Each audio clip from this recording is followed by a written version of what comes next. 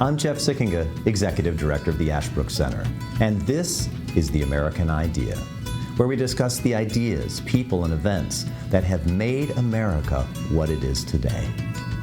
We believe that by understanding our history and our principles, we can better live up to the promise of the American founding and preserve our ongoing experiment in self-government. Welcome to The American Idea. Well, I want to welcome everyone to this episode of The American Idea. Today, we're going to be talking about a historical topic that is incredibly important for understanding maybe the most significant event in the history of our world, World War II, and the effects, the resonance that that has on our lives and our world today. We're going to be talking about General MacArthur's return to the Philippines at 80 years. It's been 80 years since many of those significant moments in World War II. And what does it mean for us to understand those? What lessons do they have for us? And what do they show about the history and times of that incredibly important era in America's history and the history of the world? Those are some of the questions we're going to be talking about today with our guest, Walt Borneman. Walt is a historian, a lawyer, an author, a prolific author. Many of you, I'm sure our listeners, know some of his books. Just to give you a few, and there are many and many, many good ones, and I highly recommend anything that Walt's written, you need to be reading. Rival Rails, The Race to Build America's Greatest Transcontinental Railroad. His book on James K. Polk called Polk, the Man Who Transformed the Presidency in America. Of course, a lot of our listeners know his book, The Admirals. Nimitz, Halsey, Leahy, and King, the five-star admirals who won the war in the Pacific. All of these books and many others worth reading. And I want to mention in particular his new book, tentatively entitled Reckoning, The American West on Edge. I think Walt is a Westerner and brings that interest in Western history to his thinking and to his studies. Walt Borneman, thanks for taking the time to be with us today on The American Idea. Well, Jeff, thank you for having me. It's great to join you to talk about a pretty fascinating individual, and certainly, as you suggest, a defining period in Americans' global history. The MacArthur's return to the Philippines. Return suggests that he left. Now, a lot of our listeners are very historically well informed, as you know, but maybe not everybody understands the circumstances under which MacArthur was originally in the Philippines in World War II and the circumstances of his departure. Well, sure. Maybe a brief bio to Douglas MacArthur. He's born in 1880, and if there's anything else that we can say about Douglas MacArthur, it's really that he's a 19th century personality. He's somebody who really thinks in terms of the 19th century. So he's going to have to be kind of drug into this whole period of modern warfare that World War II ushers in. Well, he goes to West Point. He serves in the First World War. He commands a brigade in the famous Rainbow Division during World War I. Then he goes back to West Point as superintendent.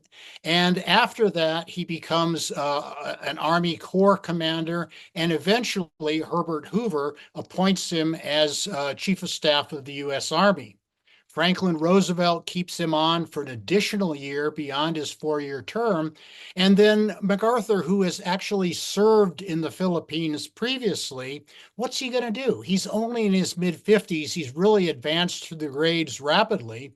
So he wants to return to the Philippines, and the Philippines, which at that point is a territory of the United States, nonetheless has its own local militia force and standing army, and they asked MacArthur to come back to the Philippines and basically become a field marshal and take charge of the defense of the Philippines.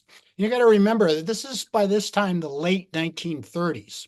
So there's already a war in the Pacific between Japan and China. And Japan has its eyes on the Philippines next. So what happens is MacArthur in the summer of 1941 is actually recalled to active duty in the U.S. Army, and he is the one not only for the United States, but also for the territory of the Philippines, the main person in charge of defense in the Philippines on that morning of December 7th, 1941, which is actually with the time change December 8th in the Philippines. Japan attacks. We can talk about that, Jeff, in some detail if you wish. Japan attacks. A lot of MacArthur's airplanes are caught on the ground. A very rapid invasion occurs, and of course, then there's the famous retreat to Bataan, the infamous and rather horrendous Bataan Death March.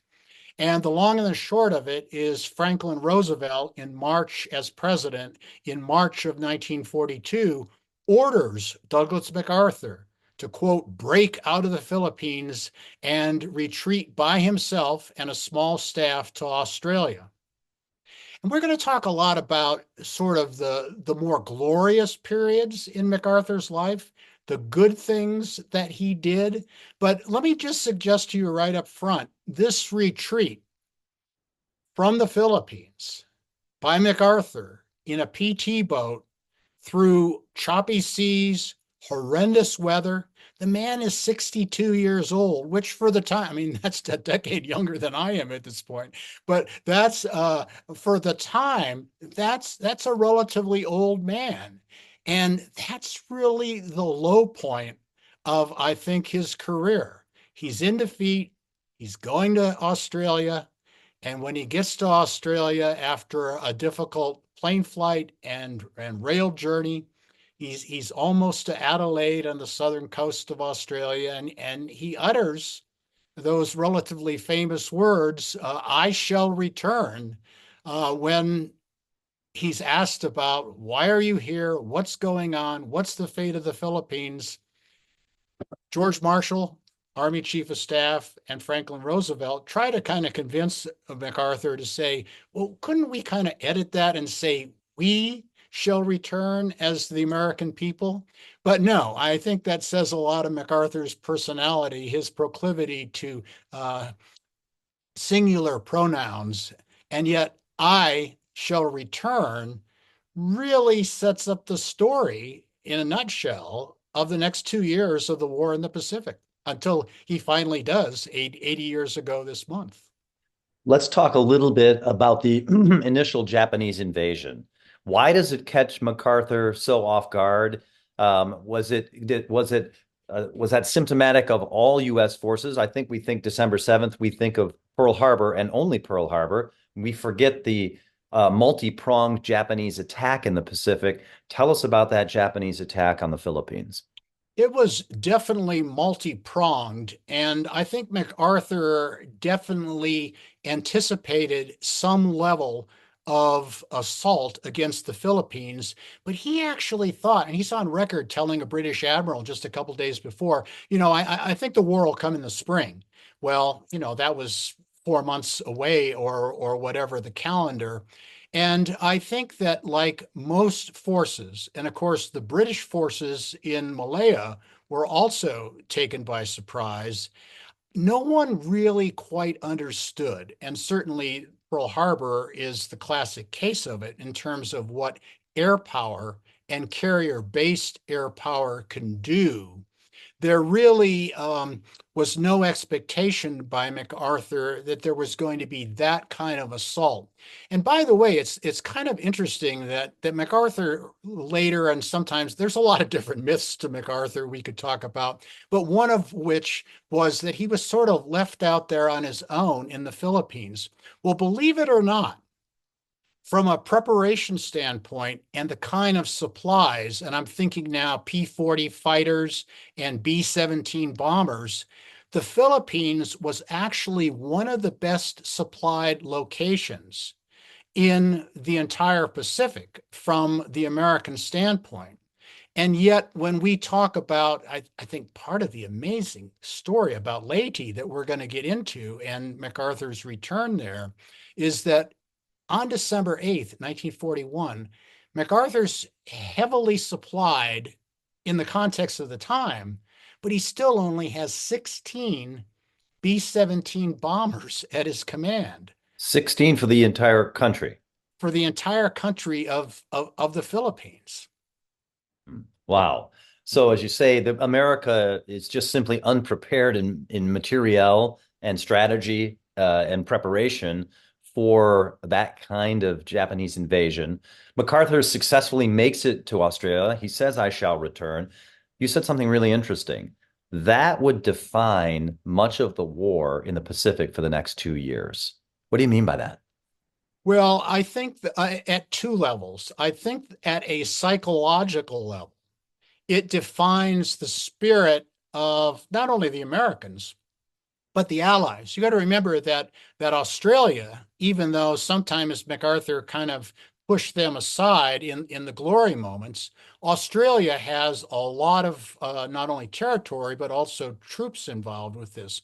So when I talk about it from a psychological and a psyche standpoint, it's not just the Americans, it's the Allies generally. This concept that I shall return, we shall prevail across the Pacific.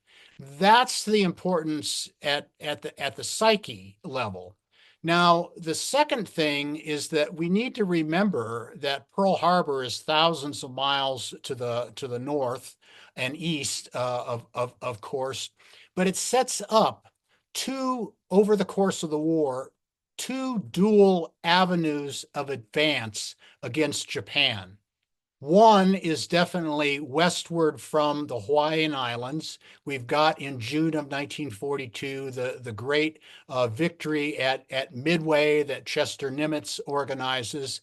And the Central Pacific that Admiral Nimitz commands is going to be one of those dual avenues. We're going to go to Midway, of course, hangs on. We're going to go beyond Midway to Saipan and Guam after going through the Marshalls. So that's a Central Pacific advance. But the other thing that I think I Shall Return sets up, and the reason I make that comment, is that MacArthur is always going to have that second track, the second piece of the dual advance, which is going to be from the Southern Pacific, places like Guadalcanal, and really the extent of stopping the Japanese advance, which, by the way, was really never ever aimed just because of the logistics in terms of capturing Australia, but certainly the Japanese proposed to advance beyond Guadalcanal and cut the Hawaii and West Coast to Australia lifeline. So having succeeded in not permitting that, having pushed the Japanese back at Guadalcanal, it falls to MacArthur to undertake that second dual advance toward the Philippines and eventually to Japan. Tell us then about MacArthur's advance back toward the Philippines. What are some of the most important moments in that? Well, the first thing that occurs is really on the island of New Guinea at a place called Buna, Buna. And again, when we talk about those 2 years of World War II, I think there's a great theme of how rapidly and how totally America's great industrial strength really comes online and what we as a country are able to do over that period of time. MacArthur, in terms of supporting Australian troops, again, mostly at the Battle of Buna, and there's a place called the Kokoda Trail where the Japanese are trying to attack south and basically control New Guinea. He's fighting almost at the company and maybe battalion level strength. I mean, 1,000 troops against equal numbers of Japanese in some of these battles. So that occurs over the period of the late summer, same time the Marines are fighting on Guadalcanal. MacArthur's fighting at Buna at a very low strength level. And over the course of the next couple of years, we're going to talk in a second about the numbers at Leyte when he makes his return. But those are the kind of things that start out very small, limited number of transports, a couple of destroyers.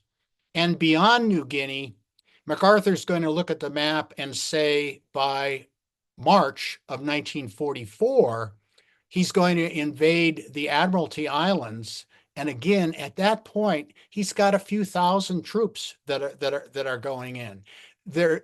And yet by the fall, it's going to be much more when he invades Leyte. So he begins to go to Buna, onto the Admiralties, work his way across New Guinea. And is he doing this at this time? How much is MacArthur himself involved in the South Pacific strategy? Is he carrying out someone else's strategy? Is he running the strategy himself? Or is there some interplay between him and the higher command? That's an excellent question. And from MacArthur's standpoint, he would suggest to you, Jeff, that he was calling all of the shots and laying out. But it's actually the American Joint Chiefs of Staff that include Admiral King on the Navy side and George Marshall on the Army side, who have decided really early on. In fact, as early as December of 41, when Winston Churchill comes over and spends a few weeks with Roosevelt at the White House, that America's major strategy is Germany first. We're going to defeat Germany, and then we're going to look to the Pacific. But Admiral King, to his credit, and I think it's an overlooked piece of American strategy, Admiral King says, hey, look, we've got to do both. We're going to put men and resources, material into the Pacific. And again, MacArthur, in some of his perhaps less grand moments, is going to complain and say, hey, well, I was left out here with nothing. But actually, he owes quite a bit to Admiral King for putting resources into the South Pacific. So it is definitely true that MacArthur, as a theater commander, is going to call the shots as to when we invade what island when, usually, but he's doing so within a broad framework that the American Joint Chiefs of Staff have basically set down and dictated. And in fact, even when it comes to the exact date of returning to the Philippines, they will basically okay that with MacArthur, but give the go-ahead because, again, they're the ones pushing the resources into his theater. What's his relationship like with the Joint Chiefs and people like Admiral King? I think one of the myths is that somehow MacArthur and the Navy didn't get on well with one another. And I think that's definitely true. And I write about it in both MacArthur and at War and the admirals as well. I think there's It's an old theme about ground forces and naval forces. absolutely it's an old theme, a recurring theme, and I think particularly at the staff level, they're always fighting for this or fighting over harbors or whatever. But at the main level of MacArthur dealing with his peer, if you will, in Chester Nimitz, and also his peer in terms of a regional commander, in terms of Admiral Bill Halsey, I think both of, or let's say among those three, there was a lot of respect for one another, and particularly Halsey and MacArthur, who could both be both curmudgeons and have issues and be media types and everything. I think there was a lot of mutual respect that at the end of the day, they recognized that each of them was a fighter determined to drive home to victory, and they respected that. Before we continue with our conversation, I'd like to have one of our faculty members tell you about a special documents-based graduate program for teachers of American history, government, and civics. Hi, this is John Moser, Chair of the Master of Arts in American History and Government program at Ashland University. If you are an educator who teaches U.S. history, government, or politics, our program may be just what you've been looking for. Our approach is to emphasize primary sources, since we think the best way to study the past is to read the words of those who lived it. We have a distinguished faculty made up of professors from both Ashland University and from colleges and universities across the country. And they're not there to lecture to you.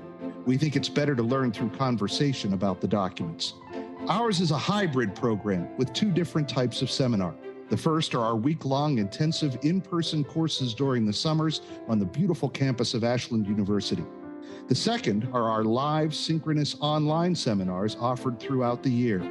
So if you're a social studies teacher and you're looking to deepen your understanding of America's past and its politics, please check out the Master of Arts in American History and Government program. You can do that by visiting tah.org/programs. So the tide, of course, is turning for America, not only in Europe, but of course also in the Pacific over 1943, particularly 44. And you mentioned the increase in the size of MacArthur's forces as 1944 goes on. Take us to the point where we're getting up to his actual return, the invasion of the Philippines. Well, I've written that 1943 is sort of a year of preparation, and 1944 is definitely a year of attack. And again, this theme, Jeff, of what America's able to do in terms of this outpouring of industrial strength. The United States is going to launch and put into service 16 major aircraft carriers in 1944. Never mind the escort carriers and the smaller, they called them light carriers, but major carriers. And when we talk about Halsey and having these carriers and the strength of the Third Fleet going into the Philippines, this is significant. And again, the same thing is happening across the Central Pacific. Nimitz is going to have, roughly 125,000 men when they invade Saipan and go into Guam. But by the time MacArthur is ready to go into the Philippines, he's got 200,000 ground troops, some 600 vessels, combat vessels, 100, actually, I should say 600 vessels that include supply ships and everything, but an additional 100 combat vessels of Bill Halsey's Third Fleet. And the interesting thing, and this sort of sets up originally the Joint Chiefs, and there's been kind of debate of whether they should adhere to MacArthur's theory to go back into the Philippines, or Admiral King at one point and a couple of others want to actually kind of leapfrog and go into Formosa, which is north of the Philippines, under the theory that they can cut some supply routes. Japan, is getting a lot of its natural resources and war material from the Dutch East Indies. So they think that Formosa would cut off that avenue. But Halsey's staging aircraft raids, and of course, MacArthur wants to return to the Philippines, telling Roosevelt, man, we have a moral commitment to these people. And of course, he wants to honor his personal commitment. So the Joint Chiefs have said, great, let's return to the Philippines in December 20th, 1944. Well, Halsey's got his fleet out there and flying all kinds of airplane sorties. And again, Jeff, 1,200 sorties are flown by Halsey's fleet in September of 1944, just in a single day against the Philippines. Amazing numbers, yeah. 16 B-17s at the beginning. So Halsey recommends to Nimitz, and Nimitz recommends to the Joint Chiefs, why wait until December 20? Let's expedite this timetable. Halsey calls it an empty shell. We're going to talk about the hand-to-hand fighting and ground fighting on Leyte in a little bit. But Halsey he calls it an empty shell. He recommends to the Joint Chiefs, let's go ahead and expedite, which is why we're talking now in October as the 80th anniversary. It's October 20th that the date for MacArthur's return has been expedited to, and that's the date of the invasion of Leyte. So, of course, during this time, obviously, the Philippines itself is under Japanese occupation. And my father-in-law was actually born in 1933 in the Philippines, Filipino. His family lived during the Japanese occupation. He would talk very, very little about it. And I sensed that there were some very terrible things, and we know historians have documented terrible things. But for our listeners, tell us about the circumstances in the Philippines during Japanese occupation. Well, it was a very horrific time. You're right. There were certainly atrocities on the civilian population. There were many people in internment camps. You got to remember there are a whole number of Americans, depending on what period you talk about, because an awful number died in captivity. But the survivors, the people who surrendered, American troops on Bataan after the Death March, there are POW camps where they are languishing as well. And MacArthur, in particular, felt, I think, a personal responsibility and moral obligation to do something for them. Now, we know that there are POW camps all over in Europe as well that factored into who got liberated first and that sort of thing. But MacArthur feels very strongly that he wants to return. And of course, he's got a fair amount of his life. His son is born in Manila. He's got a fair amount of affection for the city. Unfortunately, and this jumps ahead a little bit, but the battle for Manila in January and February of 1945, after his return to Leyte, is going to be horrific in terms of civilian casualties and what happened to that city. Well, then take us, though, to October of 1944 and MacArthur's return in Leyte. Again, MacArthur has a huge number of troops, some 200,000 ground troops, 600 ships. They sail into the waters of Leyte Gulf. Leyte is one of the main islands of the Philippine archipelago. It's south of Luzon, which is the big island where Manila is. And it's kind of interesting in terms of why Leyte. The Joint Chiefs thought that Leyte would be a safer bet than going direct to Luzon. And it would sort of give them a toehold where Luzon would be much more susceptible, not only to the Japanese reinforcements for the troops that were there, but the operations of the Japanese Navy as well. So they picked Leyte in as a place to go in. And interesting from the Japanese side, and the Japanese general there is a man named Yamashita. Yamashita is convinced there's going to be a do or die struggle for the Philippines, but he simply assumes that he's going to fight it on Luzon at some point. But what happens is that with MacArthur on Leyte, putting more troops in there, the Japanese really decide that they need to reinforce their troops on Leyte.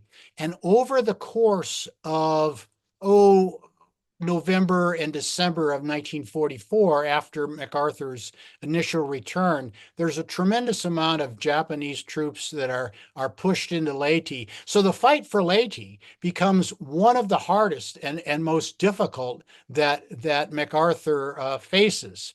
And of course, I guess the cornerstone event, if you will, from MacArthur's standpoint, is that after his troops go ashore on October 20th, 1944. By that afternoon, he decides to go ashore from his headquarters on the cruiser Nashville.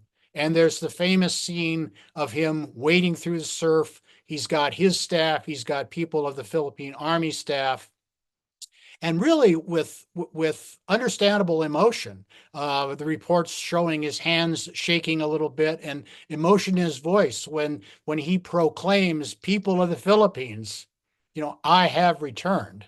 And again, that sets up not only militarily this continued advance and ultimately the liberation of the Philippines, but that does a lot for the psyche, we shouldn't overlook there's a lot of guerrilla activity in terms of resistance in the Philippines. That I have returned really gives a little boost to continue that opposition and be able to hold on until MacArthur completes the liberation. Well, as the Japanese reinforce the positions there, what are the conditions like for Americans and I guess their Filipino allies fighting? What's the actual hand-to-hand infantry combat that's happening there?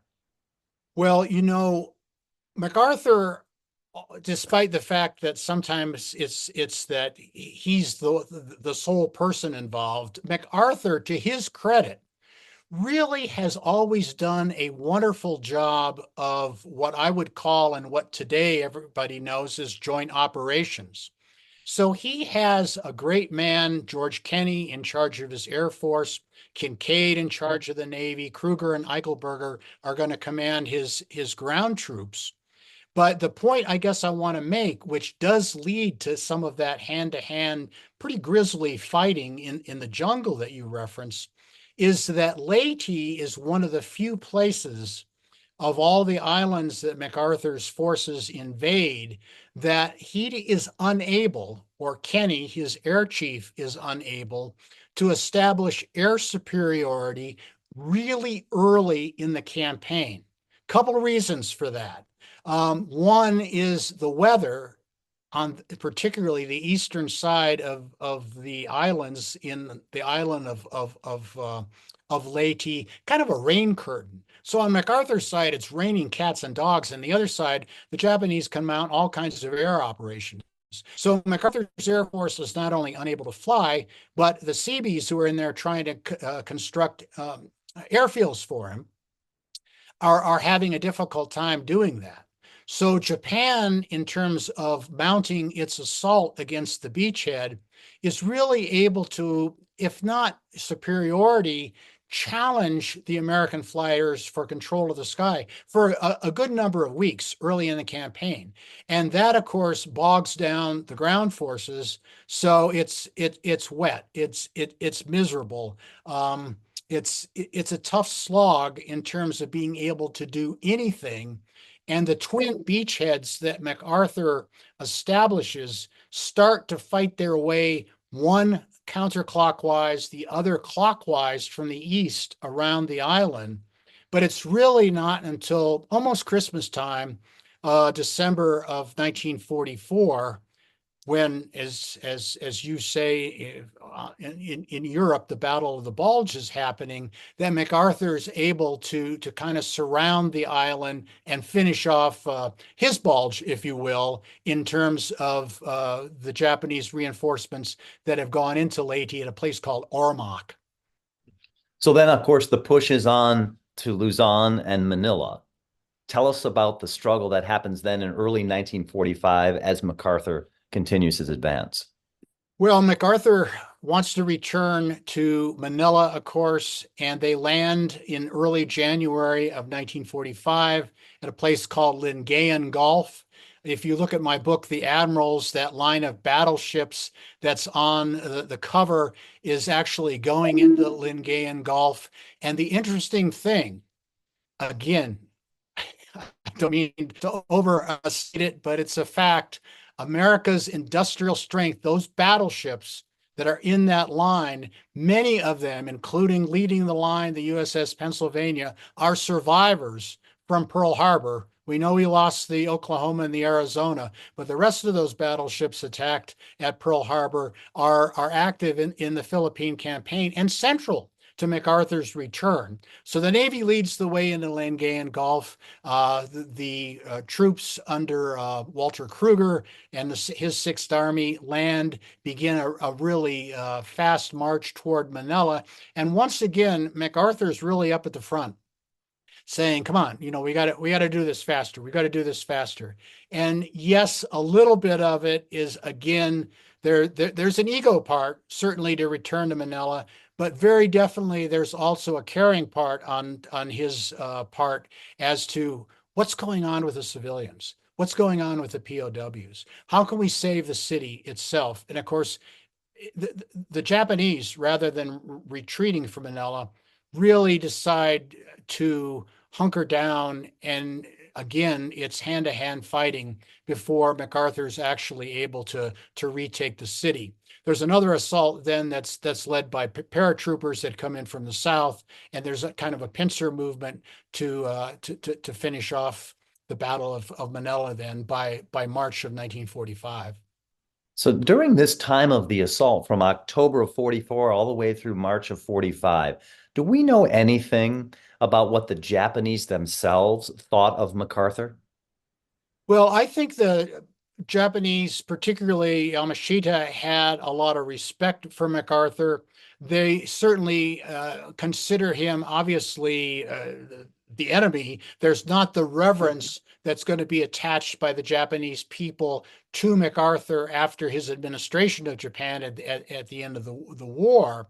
And of course, contrast that the Filipino people will always view and revere MacArthur as someone who came back and basically lifted their enslavement by the Japanese. And remember that then, making this come full circle, even though the Philippines have been a colony of the United States during the period we're talking about, the Philippines after the war are very rapidly going to be given their independence. Like so many countries, they go through a number of cycles. But I would just fast forward to 2024 and note that the Philippines are definitely, once again, a key American ally along with Vietnam, when it comes to what the Chinese are doing in the South China Sea and the Spratly Islands. The victory ultimately of MacArthur in the Philippines, does it make the myth of Douglas MacArthur? I think I Shall Return makes a lot of the myth of Douglas MacArthur. And again, I think that part of that is the American people in those dark days of late 1941 and 1942 are desperately seeking a hero. And Douglas MacArthur, for better or for worse, and there are the pros and the cons, but at that period of time when America needed a hero, Douglas MacArthur fit the bill and was able to provide that.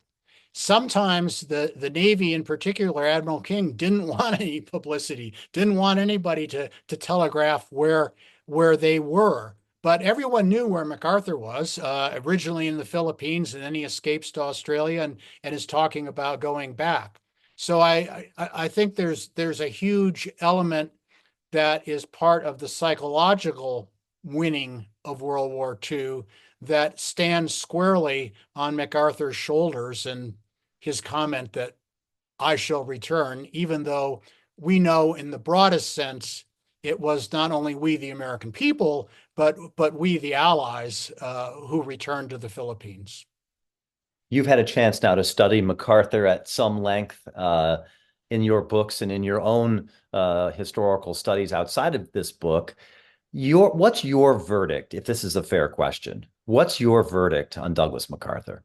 Well, I've said many times that there is no middle ground with Douglas MacArthur.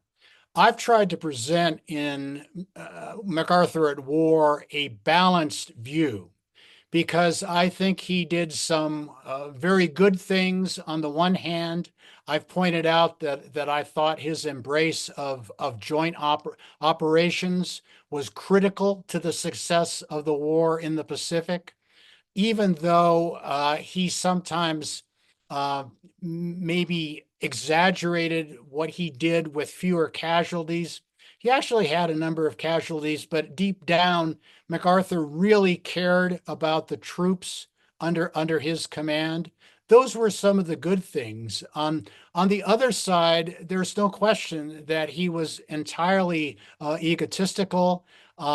He phrased things with almost kind of a complex of persecution that simply didn't exist. Again, we've talked that he got the men and material thanks to Admiral King. George Marshall and Roosevelt kept him informed. If you listen to MacArthur, you would think that no one ever talked to him, and he said that. But the record shows almost daily communications from Washington to him.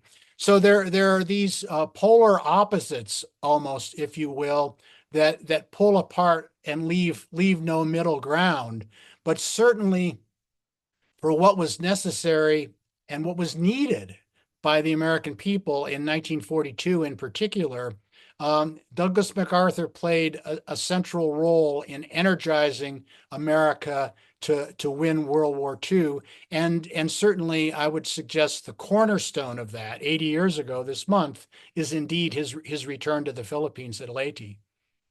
Fascinating. Well, wow, what an interesting conversation. To our readers, let me recommend all of Walt Borneman's books, but in particular for this conversation, MacArthur at War, World War II in the Pacific, and his new book coming out when, Walt, we hope? Oh, it's a work in progress. I'm working my way toward it. When it comes out, of course, for our listeners, it's called tentatively Reckoning: The American West on Edge. What a great conversation. Walt, thanks for taking the time to take us back 80 years to this really important time in the history of America and in the history of the world. Walt Borneman, thanks for taking the time to join us on The American Idea. Thank you, Jeff. Good to be with you. Thank you for listening to this episode of The American Idea.